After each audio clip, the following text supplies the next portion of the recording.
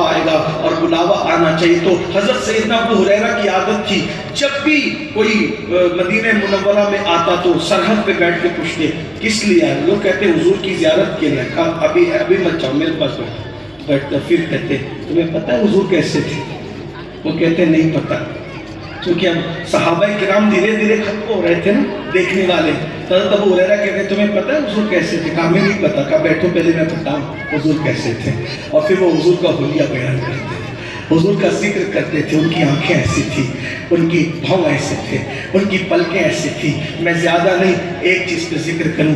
حضور کی جو بھویں تھیں وہ کمان کی طرح تھی. کمان کی طرح, کمان سمجھتے جس سے میں تیر ڈال کے چلایا جاتا ہے, کمان کی طرح تھی. ابرو کمان کی طرح تھے اور دونوں آپس میں ملے ہوئے تھے. اور اس کا کمال یہ تھا قریب سے دیکھو تو ملے ہوئے لگتے تھے, ایسا لگتا تھا دو قبلے آپس میں گلے مل رہے ہیں. اور دور سے دیکھو تو جدا جدا لگتے تھے. ان کے ابرو نہیں دو قبلوں کی یکجائی ہے, ان کی زلفیں نہیں رحمت کی گھٹا چھائی ہے.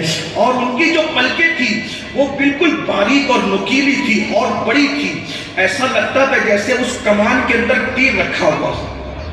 اسی لیے بزرگوں نے کہا حضور کا حسن تلوار کی طرح نہ تھا. توجہ, حضور کا حسن تلوار کی طرح نہ تھا, حضور کا حسن تیر اور کمان کی طرح تھا.